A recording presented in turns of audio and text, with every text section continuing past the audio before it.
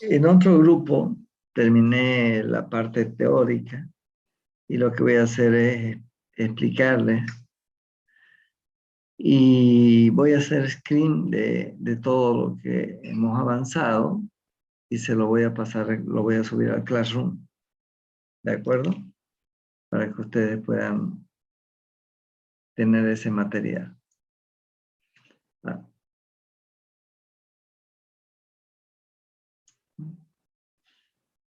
Con los resúmenes que están haciendo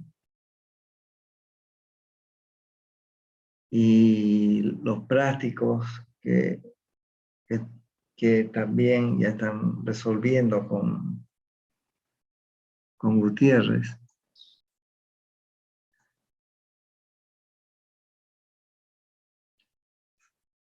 Entonces, vamos a hacer un práctico conmigo, ¿no? Lo voy a hacer lo más rápido que podamos, ¿no? Para reforzar lo que Gutiérrez, ustedes me van a decir qué parte tienen alguna duda o algo, ¿no? Entonces, después del receso, vamos a entrar y la primera semana tendríamos nuestro primer parcial. Yo voy a avanzar muy rápido, me voy a ir directamente, no tanto a las demostraciones, voy a ir a mostrarles el modelo ISLM, que es el núcleo de una economía de corto plazo. Vamos a ver política fiscal, política monetaria, vamos a ver si podemos, lo vamos a hacer una economía abierta, ¿no? Entonces entraríamos a la demanda agregada 3, pero tenemos muy poco tiempo. Entonces, yo le voy a subir un práctico, ese práctico lo van a ir desarrollando con Gutiérrez, y les tomaría el segundo parcial. Seguramente va a ser en 2 semanas, ¿no? Y luego veríamos un poco la lectura del libro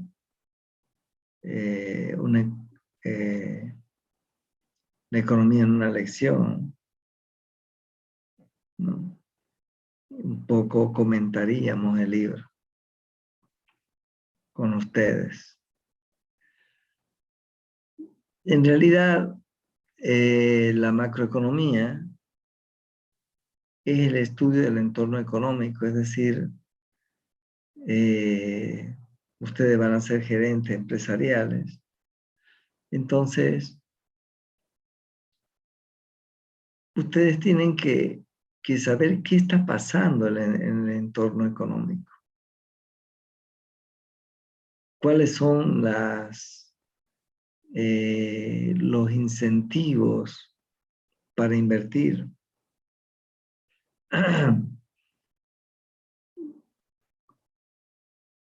¿Cuál es la seguridad jurídica que existe? ¿Y cuál es el protagonista fundamental, ¿no? En términos de libertad.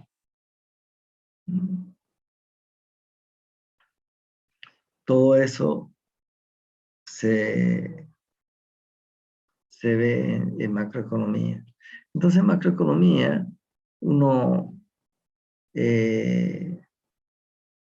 ve lo que están en los libros, ¿no? Fisher y Dolban, por ejemplo, es la economía norteamericana, o Klein es de la economía española, pero los instrumentos de política fiscal, política monetaria, política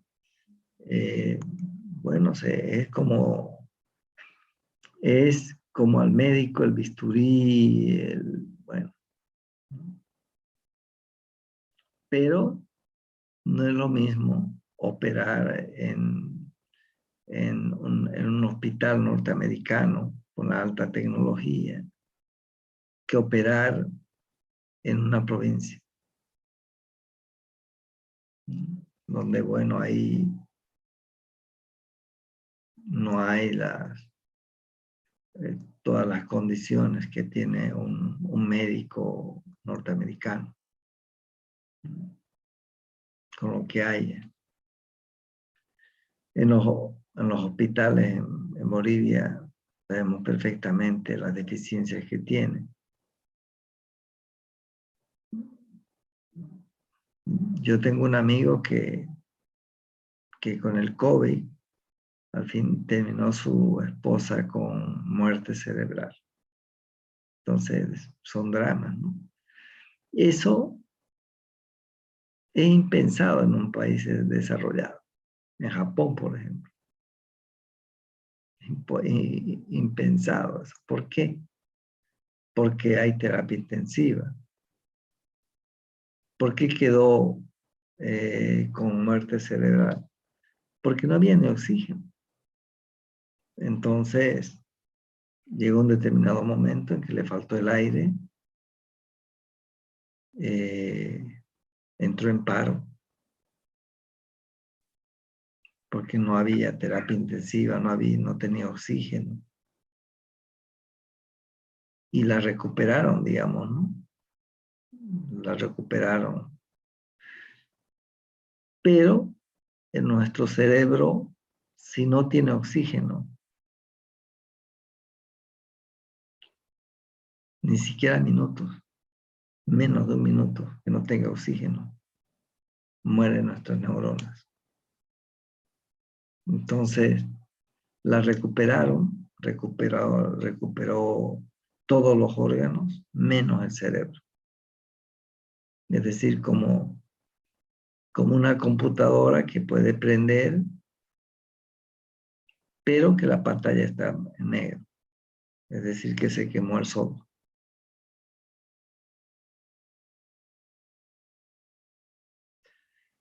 Entonces, en las empresas que ustedes y su vida propia, es decir, ¿en qué mundo estoy viviendo y cuál es el futuro que tengo? Esa es la macroeconomía. Vivo en Bolivia, un país donde no hay una palabra empeñada, donde la viveza criolla es aplaudida,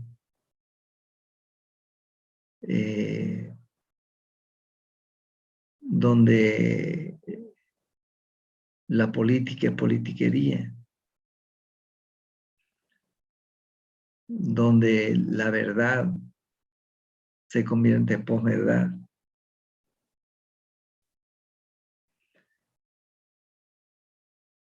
Entonces, vivimos en un país atrasado, en un país con una cultura donde no hay ética, donde el 30% de la población es formal o más, el 20% es formal y el 80% es una economía informal, donde el contrabando se campea, donde no hay confianza en las instituciones, donde la constitución política del Estado es un arbolito de Navidad y no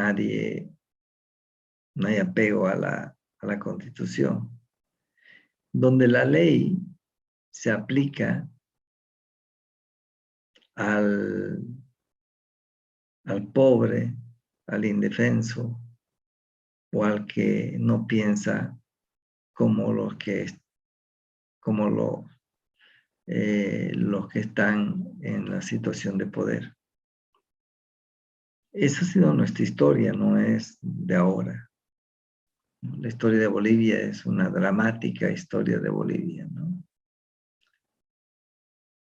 No nos olvidemos que a Sucre salió huyendo, salió engañado, lo engañó los abogados altoperuanos a la cabeza de Olañeta. Entonces,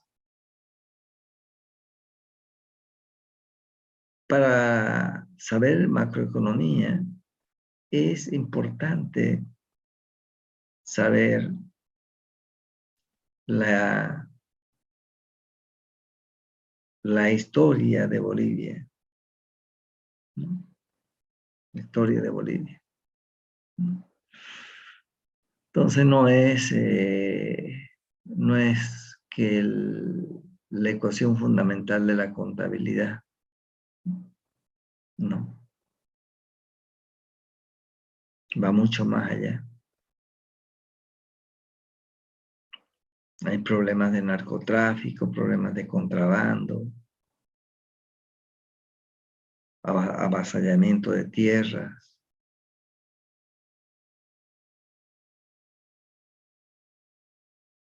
donde los que han torturado a los periodistas no están, mandaron 20 policías para tomar los presos, que no los van a tomar.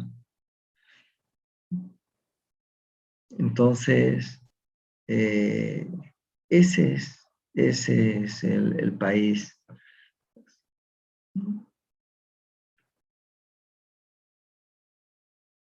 Muy bien. Voy a compartir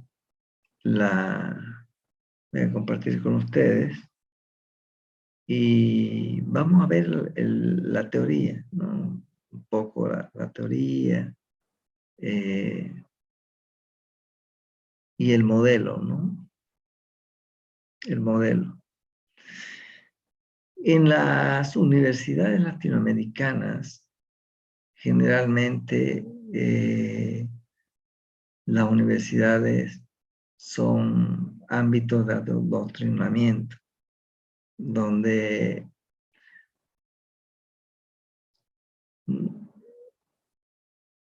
no les hacen leer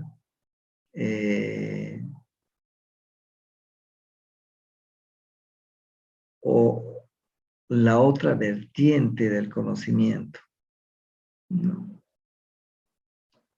Por ejemplo, Hayek, yo no, en toda mi formación académica, Mises, Hayek, Popper,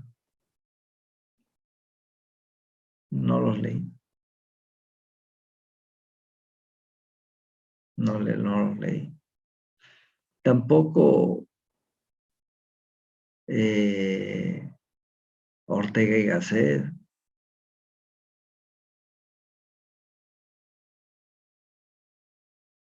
Lo que sí leí muchísimo es toda la corriente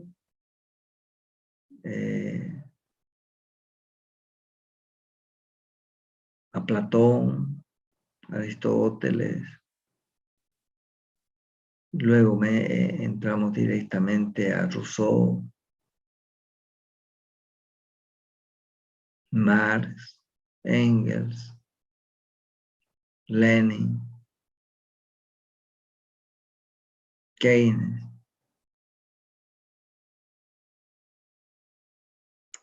Eso. Muy bien. Entonces, hay una ausencia de un hábito de lectura, ¿no? Que en Europa sí existe. Ustedes, hasta en las películas, por ejemplo, ustedes van a ver que están en el metro y están leyendo libros. Entonces, hay un hábito de lectura fuertísimo ya. Y por eso son cultos, pues, ¿no? Son ciudadanos que saben sus derechos, ciudadanos que... Bueno.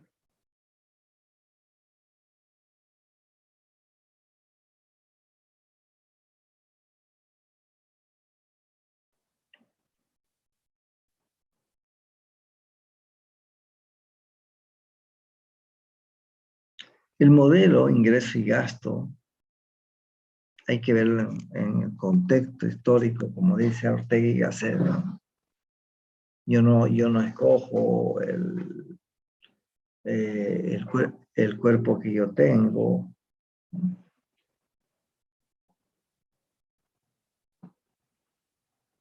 ni la familia donde nací, ni el país en el que vivo, ¿no? Entonces, partamos de eso. Ortega y Gasset nos dice el hombre y sus circunstancias, ¿no? Entonces, esas circunstancias, esa familia que nosotros tenemos, el país que tenemos, nos generan nuestra cosmovisión, nuestros valores, ¿no? Los valores y cómo nosotros percibimos el mundo, ¿no? Entonces, y eso tiene que ver con el problema de la cultura, ¿no? Y la cultura, que es latín,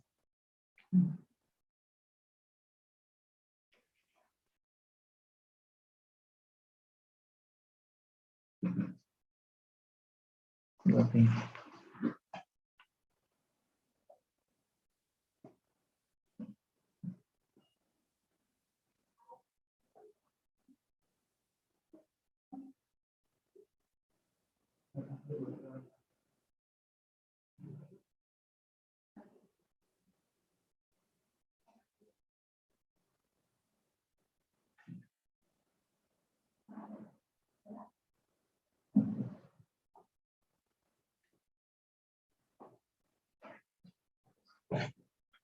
Muy bien. Delegué para que el teléfono. Estoy compartiendo, ¿no? Están viendo lo que... Sí, Lisa. Ya. Esto yo lo voy a hacer screen y se lo voy a, se lo voy a mandar al Classroom. Cómo hemos empezado, ¿no? Y es un resumen de lo que ustedes estaban leyendo. Bueno, el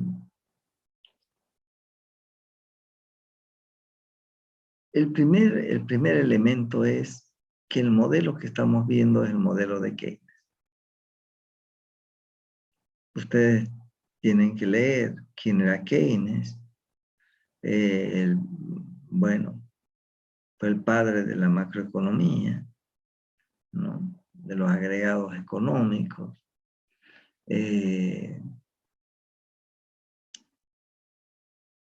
Los libros nos muestran a Keynes, bueno, era único hijo, tenía una situación económica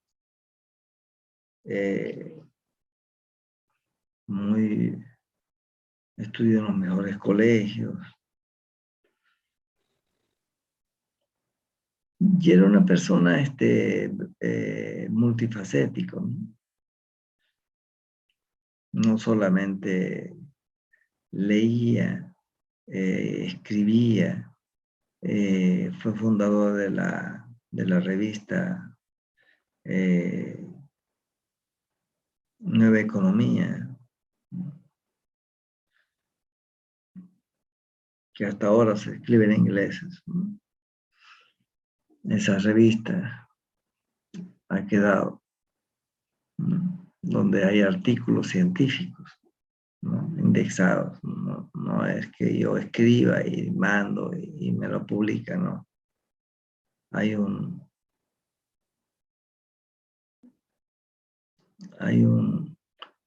consejo editorial para ver que tenga cuál es el aporte, ¿no? Para ser publicado. Bueno, pero Keynes le tocó vivir, hay que contextualizarlo, le tocó vivir un mundo, a nosotros nos tocó vivir el COVID, ¿no? Pero a él le tocó vivir la Primera Guerra Mundial, que tiene que ver, la guerra es, yo creo que es una de las experiencias más terribles, ¿no? Todos los que vuelven de la guerra nunca vuelven a ser los mismos, ¿no? Porque el tener que matar, ya es un hecho traumático. Y el ver morir también, ¿no? Ver morir muchas veces al compañero con el que nos jugamos la vida minuto a minuto. Y cuando cae, nos dejan un encargo. Si sale vivo, dale este recuerdo a mi esposa o este recuerdo a mis hijos, que no llegué a conocerlo porque quedó embarazada de mi mujer. Entonces, es una situación dramática. Por eso, la conciencia nacional de Bolivia se generó con la guerra del Chaco, que leer la historia de Bolivia, importante, para poder comprender lo que somos, ¿no? Y leer a sus intelectuales, ¿no? Hay que leer a Gabriel René Moreno, y Gabriel René Moreno, que sale muchacho de Santa Cruz, pero amante, ¿no? de este terrún. En aquella época, cuando él sale, era indudablemente de unos arenales, pero su gente era una gente lejos de la política. Él mismo dice, ¿no? Santa Cruz era bella como el sol, pero pobre como la luna. Entonces, había una pobreza, ¿no? Las políticas públicas en Bolivia no llegaban a Santa Cruz, era una zona olvidada, por eso vamos a perder el Acre. Y en la época de la goma, ¿no? Es Suárez el que va a pelear, pero no el Estado boliviano. Entonces el Estado boliviano estaba encuevado, vivía de la mina,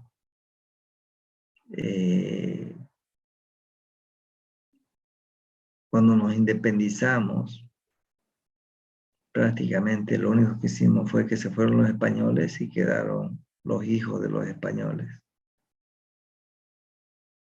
Pero siguió la misma estructura económica, la explotación del indígena en la mitad como esclavo y en campo como pongo. Entonces, eso va a prevalecer en Bolivia hasta la revolución de 1952. Y se va a aplicar el plan Bohan, que fue de Malvin Bohan, es decir, una comisión norteamericana que vino en 1946 y es la política que se lleva a cabo, ¿no? Que la agarra primero el PIR, Partido de Izquierda Revolucionario, a la cabeza de José Antonio Arce, y luego van a aparecer el POR, Partido Obrero Revolucionario, que era trotskista, ¿no? El MNR va a tener una vertiente del social nacionalismo alemán, ¿no? Entonces, por eso es que cuando sube Víctor Páez Tensoro va a ser muy difícil al principio que sea reconocido por los Estados Unidos. Bueno, todo eso es la historia de Bolivia y tiene que ver mucho con lo que somos nosotros, en nuestra memoria. Yo no puedo saber quién soy yo si yo pierdo mi memoria, si yo no sabría, no recordaría a mi padre, sus valores, su disciplina, el ser enemigo de las borracheras, dedicado a leer. Bueno, es el recuerdo que tengo de mi padre. Y eso es la esencia, ¿no? Si mi padre hubiera sido un borracho, un mujeriego, un trovador, entonces yo sería otra persona. Entonces cada uno de nosotros tiene un bagaje cultural y eso tiene que ver con nuestras familias, ¿no? Con nuestros orígenes. Entonces, yo con los defectos y las virtudes que puedo tener, es producto de eso. A los 7 años se genera la personalidad de un ciudadano. Por eso es tan importante la niñez y tan importante los valores que nos dan nuestros padres. Muy bien. Entonces, en la primera, este modelo, ingreso-gasto, es el estudio del mercado de bienes y servicios, que es, podríamos decir, la economía real. ¿Cuánto producimos, ¿no? En bienes y servicios? Veíamos en las cuentas nacionales, ¿no? Y luego vamos a entrar, ya cuando veamos la curva IS-LM, vamos a incorporar el mercado especulativo, es decir, la bolsa de valores, el papel del dinero, el sistema financiero, todo eso que es un ámbito especulativo. Muy bien. Entonces, estamos viendo esa economía. Y esa economía, Keynes nos va a plantear que es de corto plazo. Los precios los vamos a mantener constantes porque la Gran Depresión de los años 30 era un proceso deflacionario, no inflacionario. Es decir, era una crisis de sobreproducción y crisis de demanda agregada. Entonces, bueno, por eso es que vamos a asumir ¿no? Después romperemos con ese supuesto. El otro es de corto plazo, es decir, es un modelo de corto plazo, no un modelo de largo plazo. Utiliza la estática comparativa. Y Higgs es el que va a traducir la teoría de Keynes, ¿no?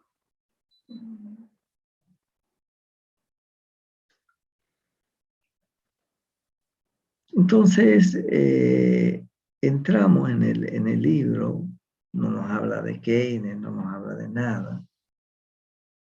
Entramos a los equilibrios macroeconómicos.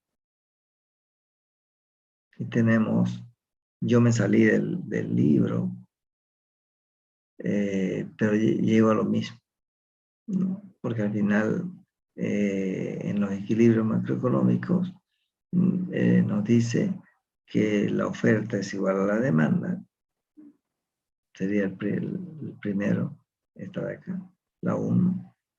Y la segunda, en la demanda agregada 1, nos dice que el ahorro es igual a la inversión.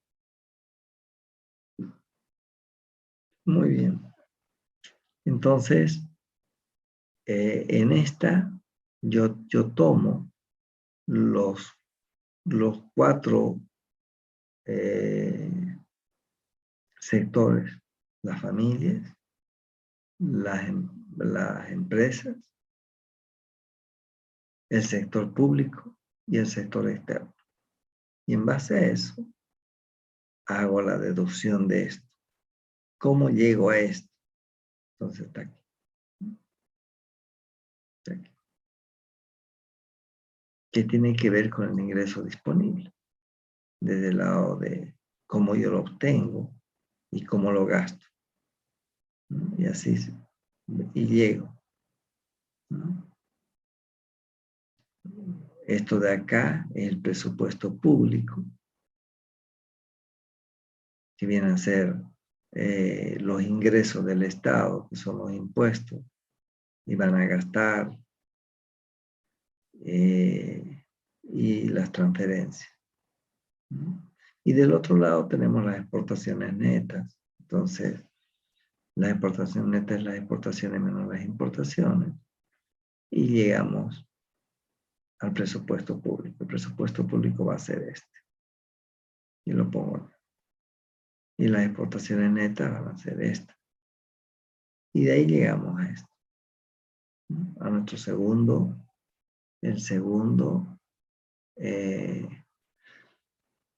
la segunda condición de equilibrio. Luego entramos a la demanda de consumo. En la demanda de consumo está el problema del consumo autónomo, que es la riqueza de los ciudadanos. Entonces, compararíamos la riqueza de las familias en Bolivia comparada con la riqueza de la familia en Japón. Comparada, bueno, una economía informal, el 80% de una economía informal, una demanda agregada incipiente, donde no producimos absolutamente, solamente exportamos materias primas. Somos un país primario exportador, no hemos podido salir de eso. Y no hay una clase social dominante en Bolivia. Si comparamos con Japón, en Japón el 100% de la economía formal. Pongámosle el 93, digamos, 2% que sea informal, ¿no? Que si prácticamente es imposible vivir en Japón sin que una empresa esté formalizada. ¿Por qué? Porque las condiciones que da el Estado es para que las empresas generen riqueza. La Toyota no es el Estado el dueño de la Toyota, la Mitsubishi, los celulares Samsung, bueno,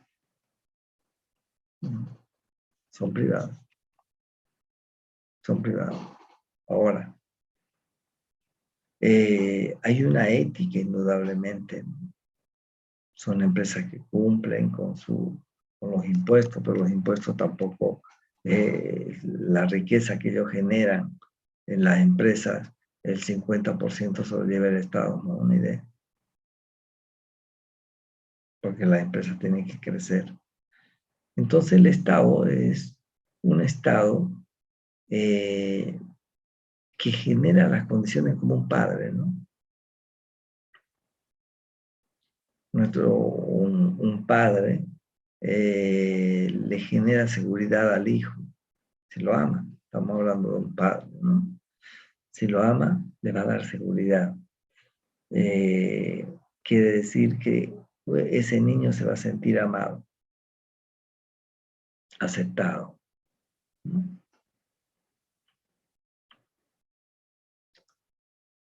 En el caso de otra familia, pongamos una familia disfuncional, donde nace el niño, el padre no lo reconoce, la mamá hace de papá y hace de padre y madre.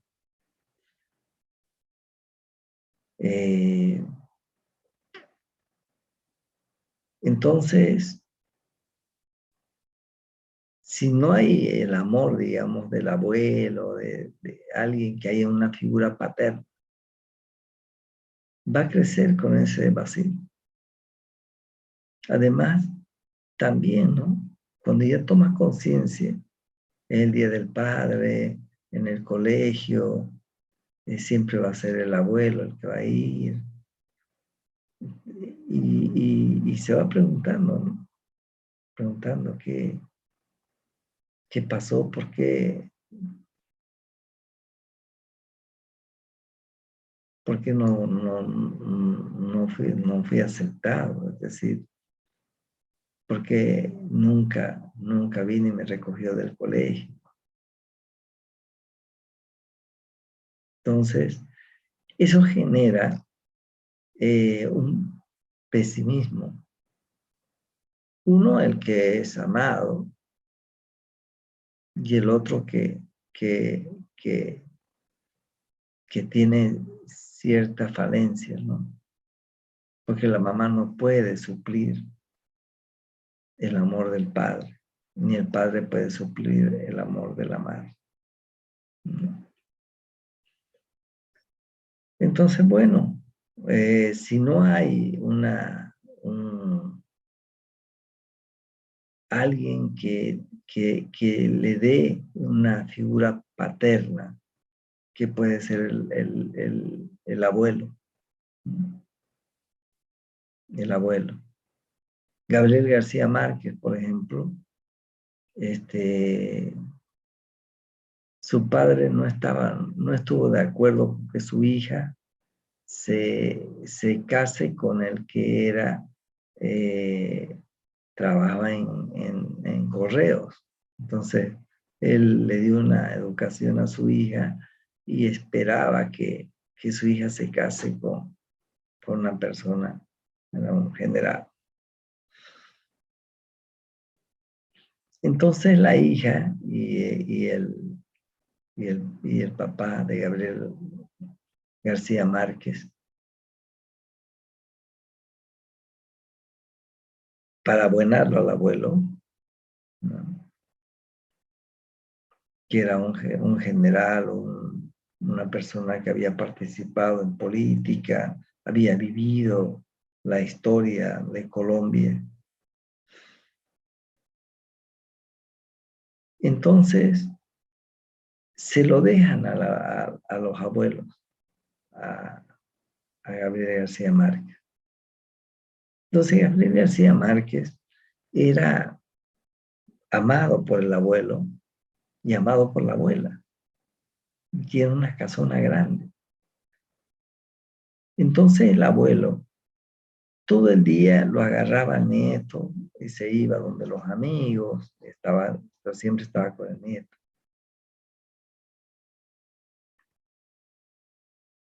Y le contaba la historia de Colombia, pero no le contaba la historia leída, sino la historia vivida, porque él había vivido la historia de Colombia, ¿no? Entonces él vivía en un pueblito que se llamaba Aracataca, ¿no? Que se va a su abuelo, se va a ese pueblo, ¿no? Pero había una cultura extraordinaria que se la transfiere a él.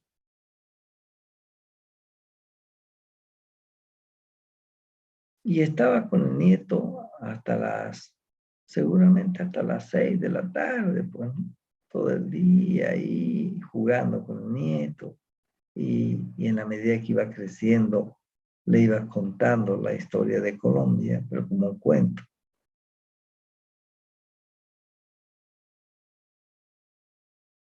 Y en la noche ya lo agarraba la abuela, ya estaba en la cocina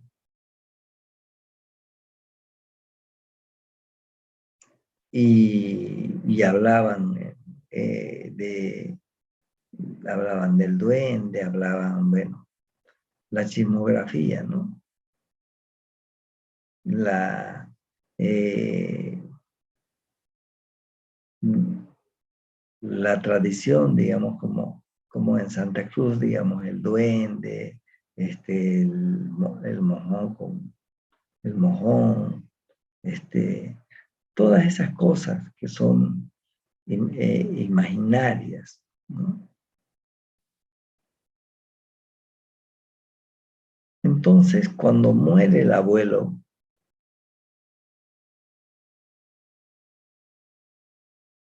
él va a ir a vivir ya con su padre y su madre. Y va a notar esa diferencia, ¿no? Ese amor infinito, esa inteligencia del abuelo ya no existía, ¿no? Ya era otro mundo, otra, ¿no? El padre seguramente lo quería, pero no era una persona del correo, es decir, ¿qué le podía, qué le podía nutrir como lo nutría el abuelo?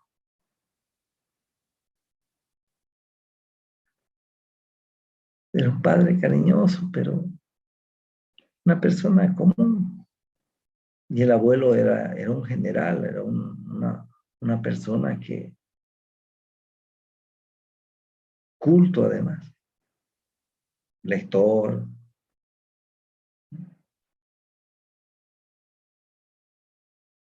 Entonces ahí una, eh,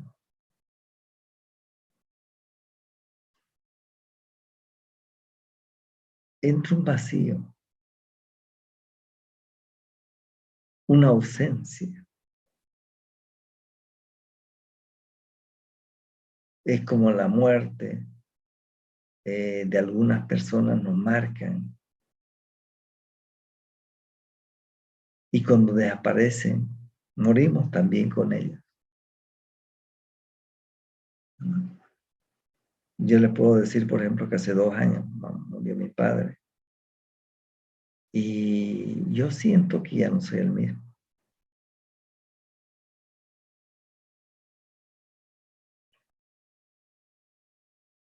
Estudiábamos juntos. Me acuerdo que mi tesis educación superior la hice con él. Él fue docente universitario muchísimo tiempo, secretario general de la Universidad de Justiniano. Entonces, estuve en todas las reuniones, fue político. Llegué a conocerlo a Marcelo Quiroga Santa Cruz, a Hernán Siles Suazo, a Víctor Páez Tensoro, gracias a él. Y conversar con él. Incluso yo lo entrevisté a mi padre y tengo un librito, ¿no? Donde él me cuenta su azarosa vida. Entonces, volviendo a Gabriel García Márquez, cuando la madre le dice vamos a volver a la casona, era porque iban a vender la casona. Entonces, ese retorno a la casona donde él había sido feliz, y ser feliz en la niñez es muchas dosis, donde la abuela le generó la magia, ¿no? Por eso Gabriel García Márquez, en ese viaje de retorno a vender la casa,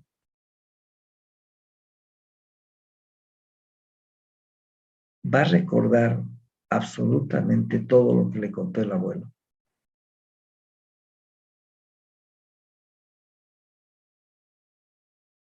Y en ese retorno va a quedar 100 años de soledad. Todo lo que le contó el abuelo. Y la magia que le puso, lo que le puso a la abuela. Por eso él va a escribir, ¿no? Va a escribir varios libros, ¿no? En general no tiene quien le escriba, por ejemplo. Otro libro hermosísimo de Gabriel García Márquez, El general en su laberinto, en los últimos años de la vida de Bolívar. Y 100 años de soledad, que lo lleva al premio Nobel de literatura. Bueno, entonces, Gabriel García Márquez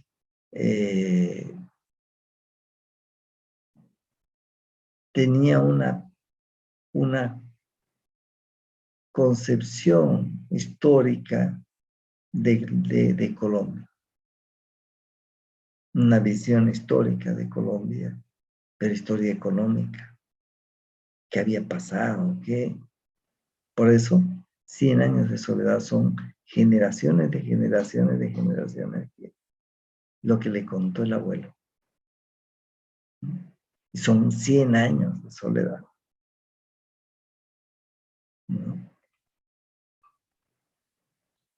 Bueno.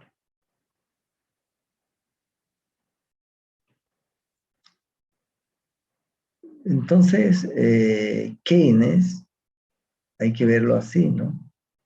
El hombre y sus circunstancias. Keynes era pro Estado, ¿no? El Estado, el que tiene que intervenir, ¿no? El multiplicador de la economía. Bueno. Y aquí tenemos el modelo un poco ayudado con Gibbs, que tenemos la función de la demanda agregada, ¿no? Que nos dice que el consumo, estamos entrando, ¿no? Entra a lo técnico, pero detrás de eso está el problema de la familia, ¿no? Detrás de todo esto hay un problema cultural. Esta función de consumo es totalmente diferente a la función de consumo que tenemos en Bolivia y la función de consumo que tengan en Japón. Son más frugales, entonces son más ahorrativos. Además, que como las familias son las que generan la riqueza, entonces una parte se va a consumir y otra parte se va a ahorrar, se va a generar riqueza y se va a generar emprendimientos. Es el consumo autónomo. Y luego aparece la pendiente, digamos, ¿no? Es que el consumo va a depender del ingreso disponible. Mi ingreso disponible es la riqueza que yo estoy generando, ¿no? Y una parte de eso consumiré y otra parte voy a ahorrar. Entonces, Keynes ya a diferencia de los economistas que llamó economistas clásicos, nos plantea que no todo el ingreso lo destinamos al consumo. Una parte la destinamos al ahorro. Y ese ahorro, y eso lo tenía claro también Adam Smith, ese ahorro tenía necesariamente que irse a la inversión. Es decir, y hay la intermediación financiera que la vamos a ver más adelante. ¿No? Los que ahorran, ¿no? En el banco, y el banco hace como intermediario, indudablemente, buscando utilidad. Y la utilidad que ellos van a tener es que el que está ahorrando le van a pagar una tasa muy baja y ellos van a prestar una tasa alta. Entonces, esa diferencia es, es la utilidad de los banqueros, especuladores, por supuesto. Y es un sector especulador, ¿no? ¿Por qué? Porque están ganando plata, ganan plata con los depósitos de otros, es decir, ganan plata con la plata de otros, no con su plata. Yo tengo un ingreso, de ese ingreso yo voy a ahorrar, voy a abrir una cuenta corriente en el banco. El banco entonces, lo que yo voy a depositar en el banco,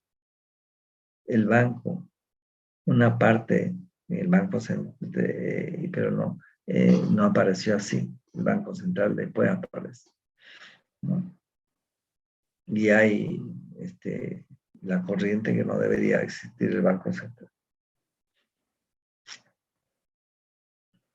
¿no? Debe haber tipos de regulaciones como habían antes, ¿no? Entonces, una parte, el banquero, la va a poner como reserva, porque yo voy a ahorrar en el banco, pero no voy a ir raros. Van a ser los que vayan y saquen todos sus ahorros. Si tienen un DPF, por ejemplo. Entonces, el DPF es de largo plazo. Yo dejo el DPF de largo plazo y me van a pagar, el banco me va a pagar una tasa de interés. Entonces, yo tengo ahí. Entonces, el banquero lo que va a hacer es utilizar mi plata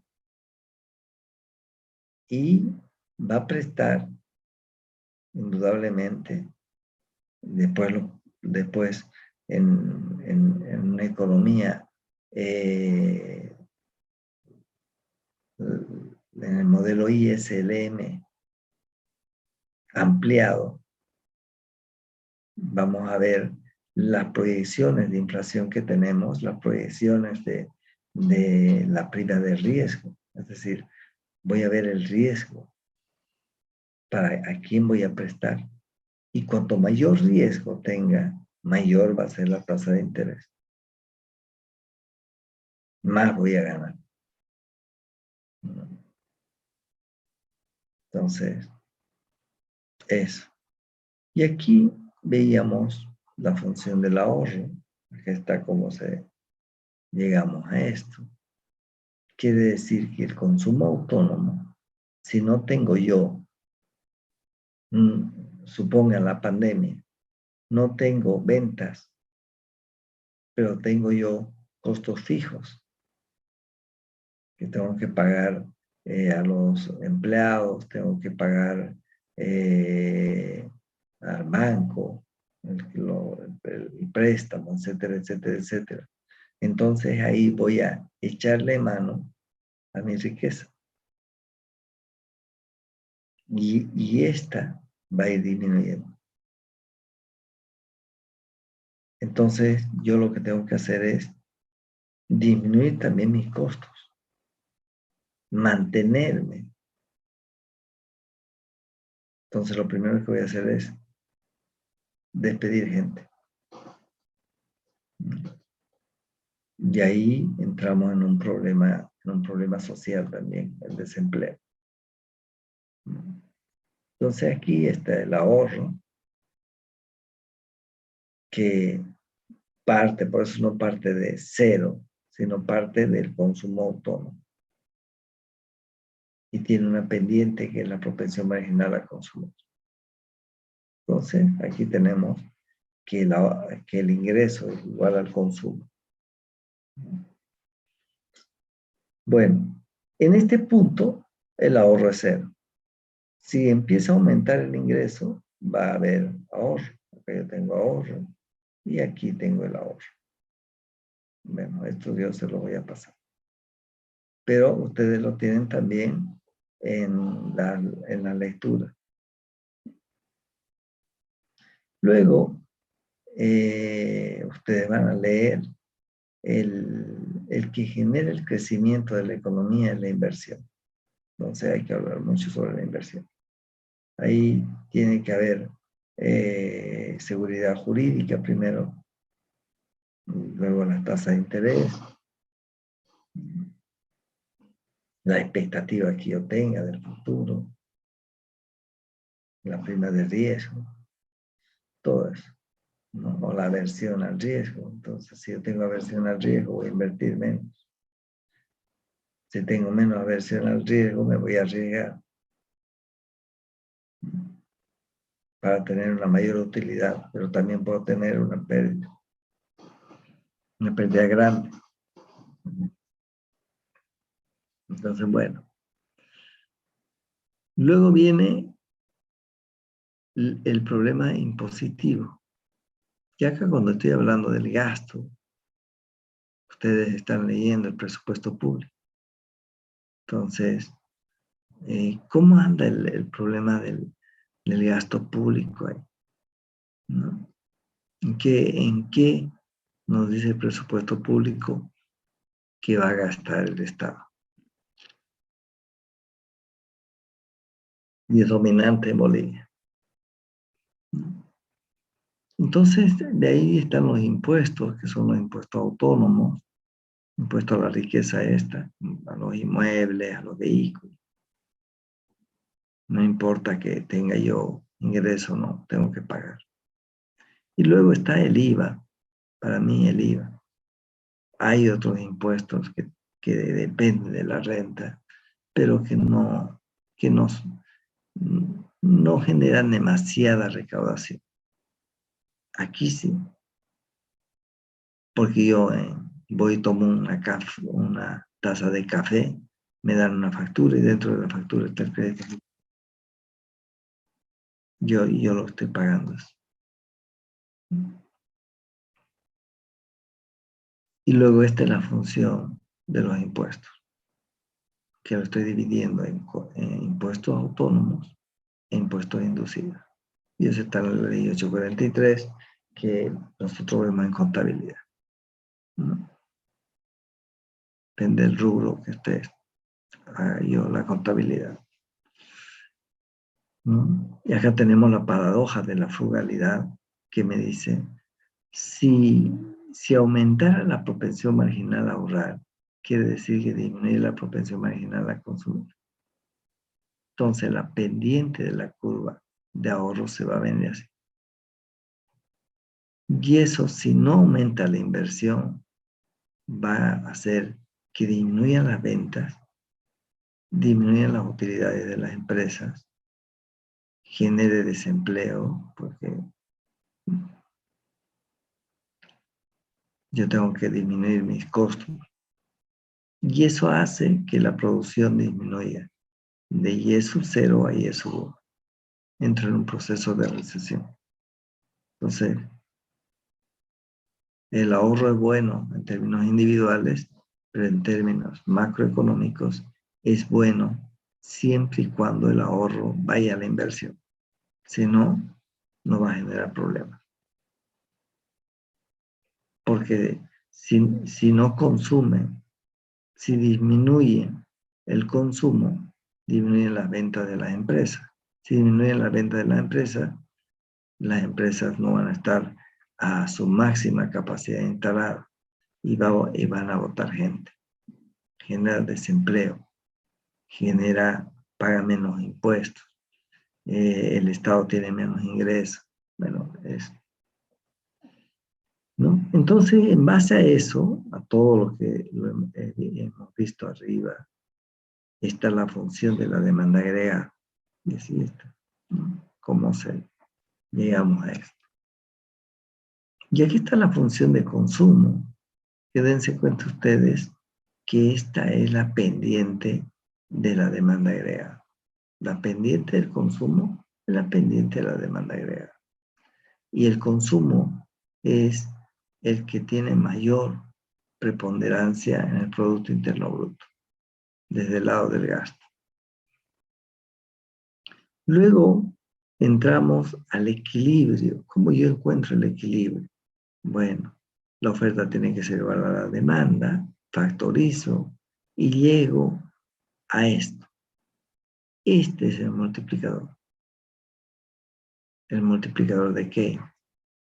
Entonces, esto vendría a ser este multiplicador por A. Y ese es el ingreso de equilibrio.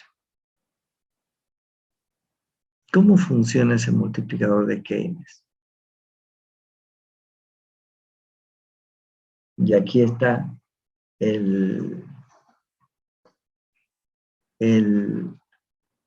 podríamos decir, lo fundamental, ¿no?, que uno debe comprender cuando está hablando de Keynes, ¿no? No sé si con ustedes vimos esto, pero el multiplicador es, Keynes decía, entre una de las frases, yo me agarro esta, porque eso muestra la idea que tenía Keynes, estaba en una economía de desempleo. Entonces él decía, el Estado debe contratar a una persona para que cabe un pozo y lo vuelva a tapar. No importa que tenga riqueza, que genere riqueza o que satisfaga una necesidad. La cuestión es que gaste. Entonces, le da un cheque en blanco al Estado para que gaste. Entonces, este es el gasto público. Vamos a suponer, bueno, en la alcaldía lo ítem fantasma. ¿Para quiénes? Eso es buenísimo, ¿no? Porque no van a trabajar ellos, cavar un pozo y volverlo a tapar, digamos, ni siquiera eso, ¿no? Simplemente se genera un ítem fantasma. A esa persona se le da 300 bolivianos. Pero toda la mafia que está metida en eso van a tener ingresos. Y hay gasto público, porque es una institución pública. Entonces eso viene para que existan ítems fantasmas, la planilla de sueldos es de conocimiento del alcalde. Es decir, la planilla de sueldos tiene que, el jefe de recursos humanos coordina con el rector o con el alcalde y todo lo demás, la planilla. ¿Cuántos son, por ejemplo, los que están en la parte administrativa? ¿Y cuántos son los que están en la parte que está generando valor agregado? Entonces, ahí yo voy a ver cuántos son en la universidad, digamos. ¿Cuántos? ¿Cuál es la función que tiene la universidad? Generar conocimiento. Entonces, ¿quiénes son los que generan conocimiento? Los docentes y los estudiantes. ¿Cuántos docentes hay? ¿Y cuántos administrativos hay?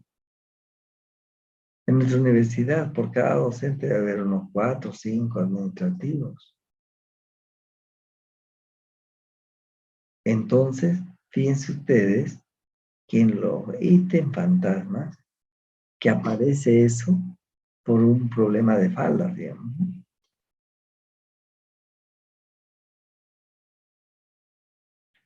Lo denuncia la hija de la ex concejal usecista, Romy Paz, que después se pasa a más, ¿no? Entonces, bueno, la hija se casa con un parado y ella era concejal y lo mete a trabajar a Parada a la alcaldía municipal. No sé si tendrá alguna formación,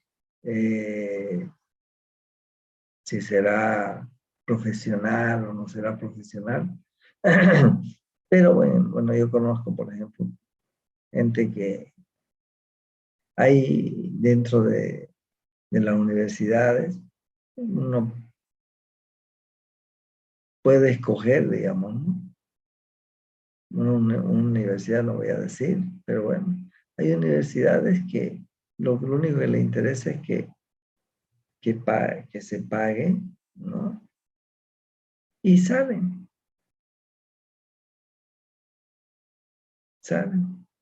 con muy poco estudio, ¿no? Incluso yo, por el colegio, he ido a algunas tesis y un trabajo práctico tiene mayor contenido que la tesis. Entonces, el título no dice verdaderamente la capacidad que tenga el que está ahí.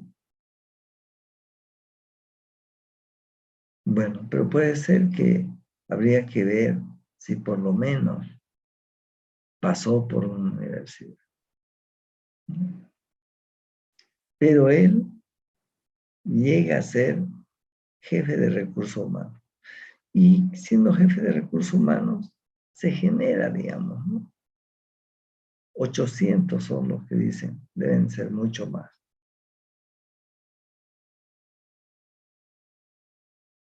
Entonces, eso quiere decir que el gasto público está aumentando.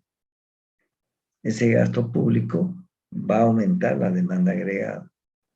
Ellos van a demandar una casa, van a ser construida, entonces van a pagar los albañiles, etcétera, etcétera. va a generar un efecto multiplicador. Entonces quiere decir que si tiene una propensión marginal a consumir de 0.80 y esto fuera 1.000.000, digamos, que es mucho más, pero pongamos 1.800.000 van a consumir. Entonces van a pagar a los albañiles, van a pagar a los importadores de vehículos, van a pagar, bueno, demanda.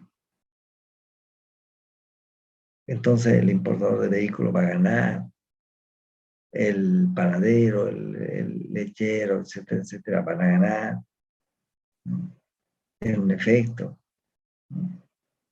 Pero aquí estamos partiendo de que son ítems fantásticos. Pero está generando un ingreso disponible. Todos los que participan de los que no trabajan y ellos perciben ese ingreso, que es ilegal, por supuesto. Pero bueno, ¿quiénes pagan esto? Por los impuestos. Nosotros pagamos por vehículos, por inmuebles, etcétera, etcétera. Entonces, todos los impuestos que nos sacan, aumenta el gasto público.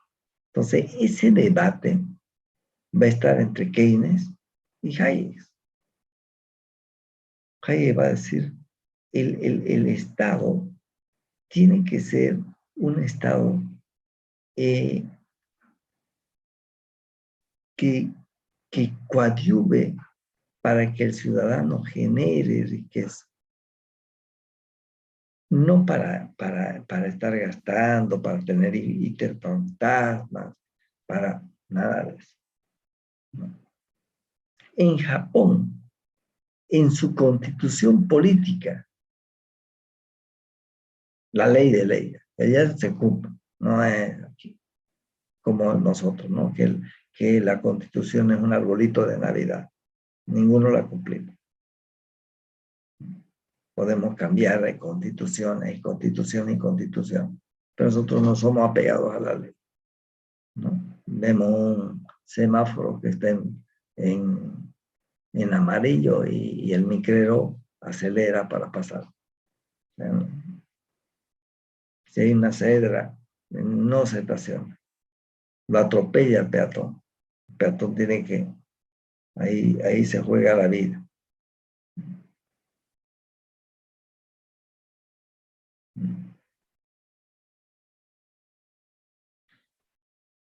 Una persona muy cercana a mí, por ejemplo,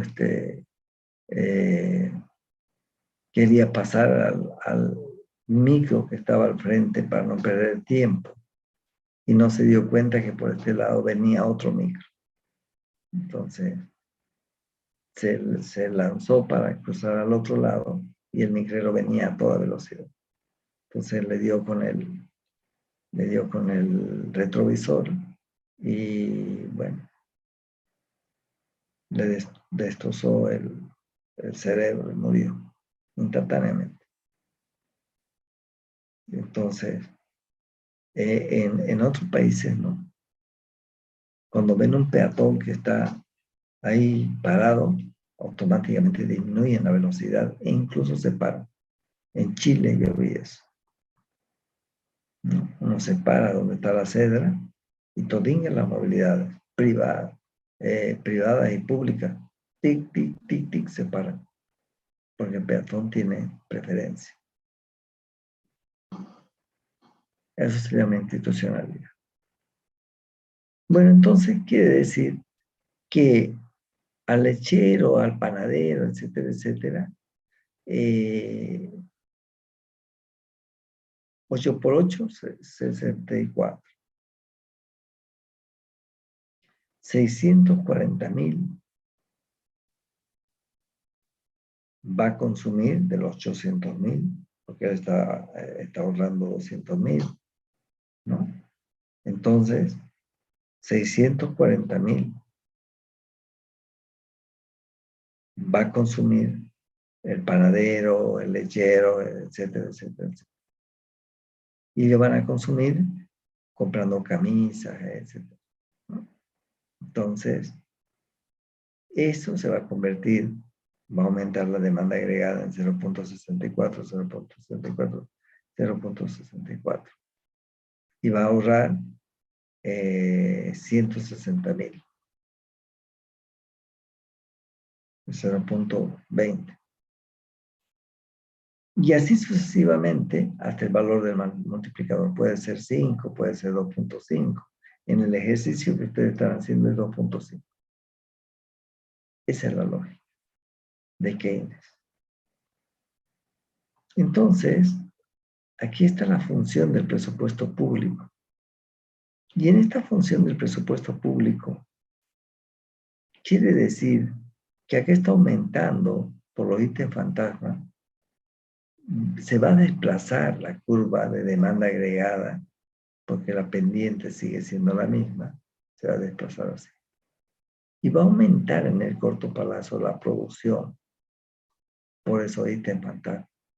De Y de equilibrio a Y sub 1. Pero aquí yo estoy partiendo en Y de equilibrio, yo estoy poniendo también que el presupuesto es de equilibrio, es decir, es cero. Los impuestos son igual a los egresos que tiene el Estado. Sus ingresos son igual a los gastos que tiene el Estado. Entonces es un presupuesto equilibrado. Aquí. Con los ítems fantasmas va a aumentar la producción. En el corto plazo. En el largo plazo no. Porque en el corto plazo, ese gasto, eso que están gastando nuestros impuestos, va a generar, ¿no? Este de acá, como está aumentando, se va a venir para abajo el origen de la curva. Y va a ir paralelamente. Entonces tengo, este es el presupuesto público, donde yo estaba en equilibrio, pero aquí aumentó el gasto, porque había ítem fantasmas. Entonces aquí no hay, en la vida todo se paga. Alguien tiene que pagar esto. Este derroche, esto, ¿qué les podría decir? Esta falta de ética, porque generar ítem para que no trabajen es quitarle el morfe 800 a 900, a 1200 empleados solo en la alcaldía de Santa Cruz. Ya han denunciado en la alcaldía de La Paz. Entonces están haciendo una auditoría, seguro va a aparecer. Si hicieran una auditoría en el Parlamento, ahí sí que debe haber ítem. Ahí sí salen los duendes. ¿Con quién paga todo eso? El ciudadano. Entonces aquí está generando un déficit fiscal. Alguien tiene que pagar este déficit fiscal. Entonces, los burócratas, los ladrones, para seguir robando, lo que van a hacer es aumentar los impuestos. Entonces, si aumentan los impuestos, esta de acá va a aumentar y esta curva, este origen, esto que está disminuyendo, aumenta por los impuestos y se va nuevamente aquí. Pero la riqueza que estamos generando nosotros va a disminuir. Porque mi ingreso disponible disminuye cuando aumentan los impuestos. Entonces, esto empobrece a la mayoría y hace que sean ricos la minoría.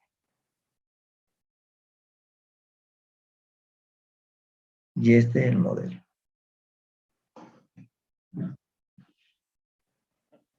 Finish. ¿Alguna pregunta?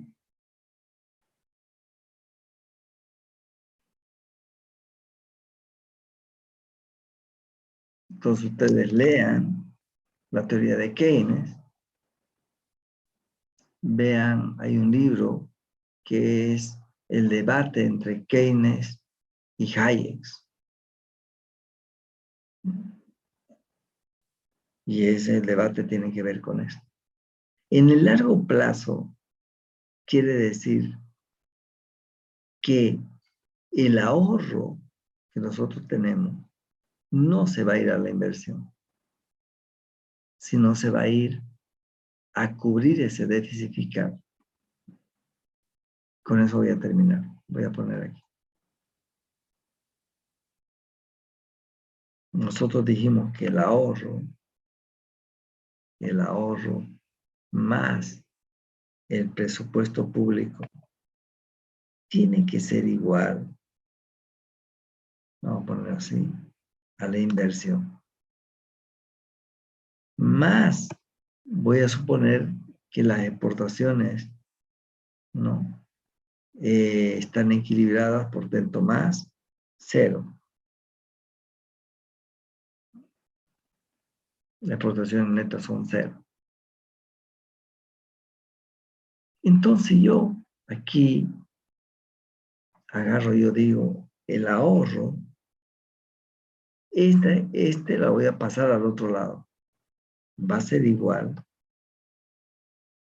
a la inversión, que es la que genera el crecimiento económico, y la inversión, esta es la inversión privada. Lo que pasa es que en Bolivia los empresarios son empresarios, viven del Estado también, se ponen de acuerdo con los burócratas para hacer caminos, le ponen un poquito de asfalto. Entonces, esa carretera, por ejemplo, duran 2 años y ya están llenos de huecos. En otros países no. ¿Por qué? Porque se licita para que hagan el camino. Y ellos son los que se ponen muy bien. Usted va a hacer la inversión, ni un peso de los contribuyentes. Usted va a hacer la carretera, va a cobrar un peaje, se pone más o menos cómo va a ser la fórmula, ¿no? Y se licita. En Japón seguramente, si se hace eso, van a aparecer 200, 300, 500, 1000 empresas que van a pugnar por hacer esa carretera con alta tecnología. Y hay un notario de fe pública y todo es lacrado. Entonces, se abre y se ve si cumplen los requerimientos, ¿no? Si no cumplen, se dice aquí, este no cumplió tal cosa, por tanto, déjase fuera. Y quedan los que cumplieron. Y de los que cumplieron, se ve el problema técnico. Ahí están ya, ahí están los altos técnicos, varios. Están los del colegio de ingenieros civiles, los arquitectos, bueno, los urbanistas, todos ellos, mirando. Y ahí ven cuál de las empresas verdaderamente cumple. Porque acá ya se ha hecho un análisis financiero y de solvencia que tiene la empresa. Y pobre si no cumple, ¿no? A la cárcel.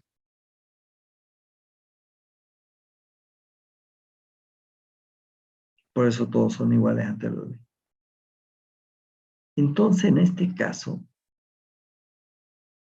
esos ítems fantasmas se van a convertir en un déficit fiscal. Entonces, el ahorro de los bolivianos, en vez de irse a la inversión, se va a ir a cubrir ese déficit fiscal. Entonces, en el largo plazo, la inversión va a ser mínima. Y si no hay inversión, no hay crecimiento. Si no hay crecimiento, no hay empleo. Si no hay empleo, no hay ventas. Si no hay ventas, no hay utilidades. Si no hay utilidades, el Estado también no tiene recaudaciones. Y se empobrece el país.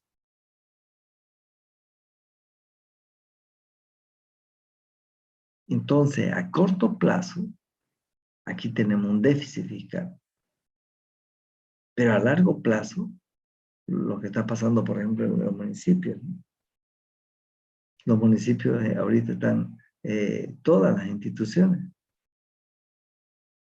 La bonanza que han tenido, se dedicaron a hacer, por ejemplo, el micro que tenía que pasar por el primer anillo. ¿Cuánto de plata se ha gastado en eso? Y no está funcionando eso.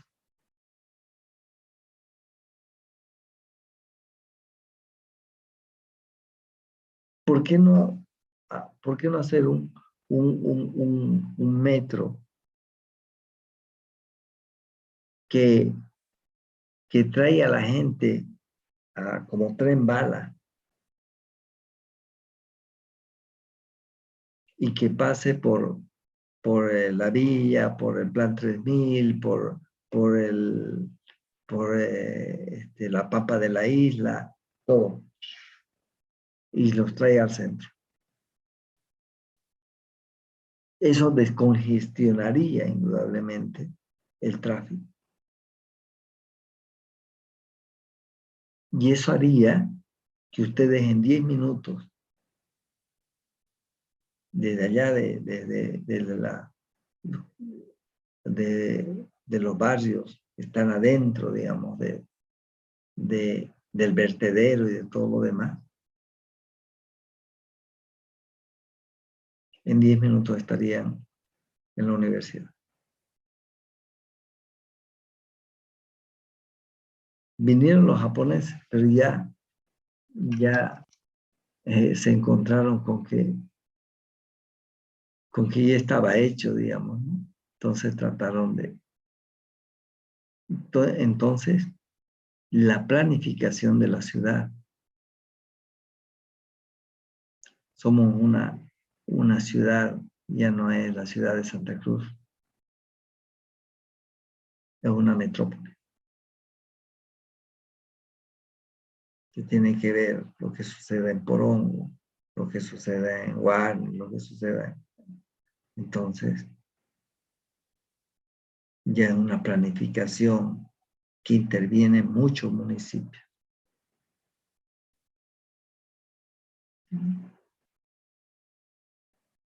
Eso se ve. Muy bien. Si no hay más preguntas,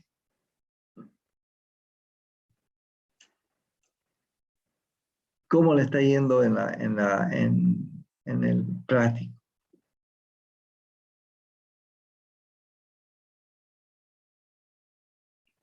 ¿Qué es más o menos esto?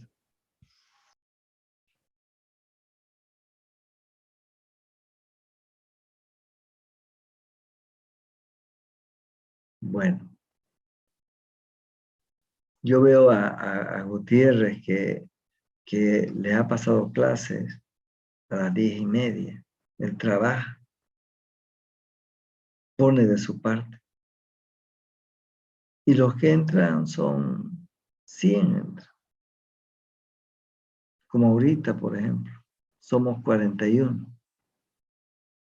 Por eso voy a sacarle screen para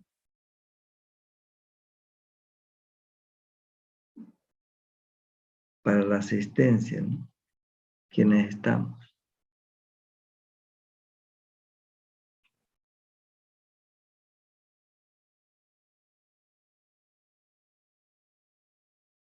Bien. Muy bien, lo dejo. Ya le dicen hasta luego. Chao, chao.